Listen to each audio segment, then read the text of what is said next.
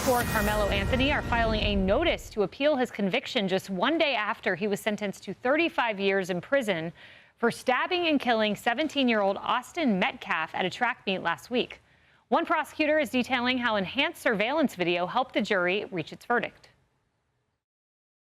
The strongest piece of evidence is probably the video, because it's not really a credibility thing. You don't have to decide, do you believe this witness or not? If something happened that the video didn't show, then we knew the witness had misremembered or heard something else that they incorporated into their memory. So I think it was very helpful to have the video.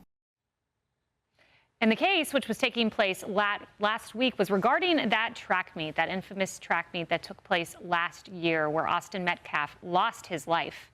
Meanwhile, failed Texas Senate candidate Jasmine Crockett is defending Anthony with this heinous rant about the murder weapon. Was it a switch? I don't know what he had. It was like it seemed like it was a multi-tool, almost like a Swiss Army. Like with like with the little scissors and everything and whatever. So it was small. Well, I would argue the size of it alone, you wouldn't even think it's a deadly weapon. If a 300-pound man is beating me, like on top of me and beating me down, I'm not limited to fist.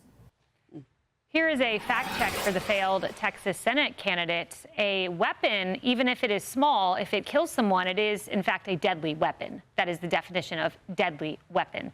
Harris, Austin Metcalf, his body was on the ground. It was described as blue and purple. His last words were, "I have been stabbed." He had a gaping hole in his chest. That was a deadly weapon that murdered a soul, a great young man by all accounts, and robbed him from his family. Yeah, all accounts of the end of life for Austin Metcalf were hell.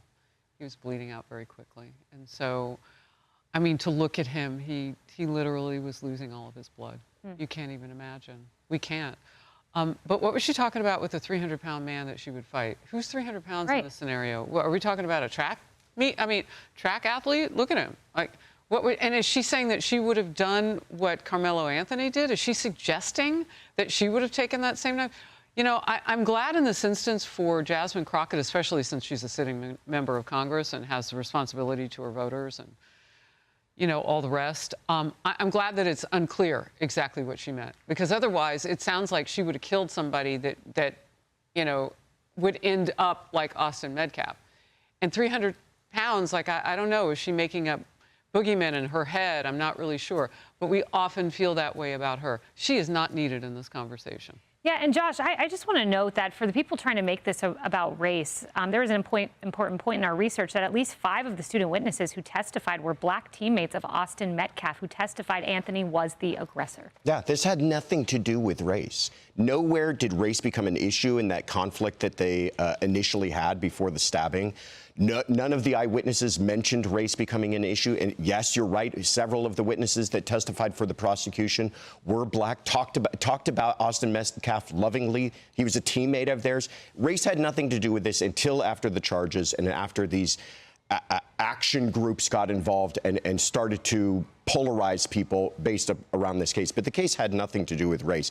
And going back to Crockett's comments, how cavalier, when you're talking about a dead 17-year-old, and to be so ill-informed and talk about something that you don't even realize what kind of a weapon was used. You don't even realize the size of the people involved. And to talk about this as if it was something anybody would do. Somebody lost their life, and it was entirely unnecessary. And I think the jury got it absolutely right. There was a lot of question about, was this manslaughter? It was murder, and it was worth the time that he was sentenced. And Karmelo Anthony's lawyers filed papers saying that there is destitution. And I would just note he raised $634,000. That's a lot of money. Which his family has apparently been spending on living expenses, and they've reportedly moved to Louisiana. Look, maybe the family of Austin Metcalf could use $634,000. By the way, Karmelo Anthony's family originally his mother wanted $1.2 billion, or $1.2 million, excuse me, $1.2 million.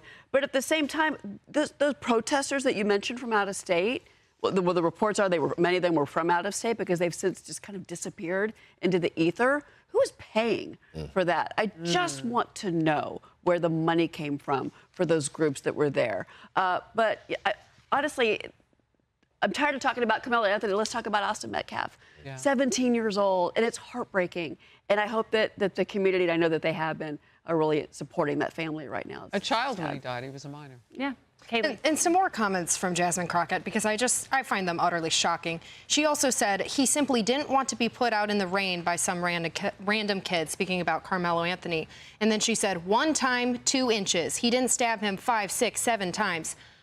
What is the argument here? Is the argument that we all get 1 free stabbing or 1 free murder? I don't think so, because I think that if the roles were reversed in this situation, we all know which side of this Jasmine Crockett would have come out on.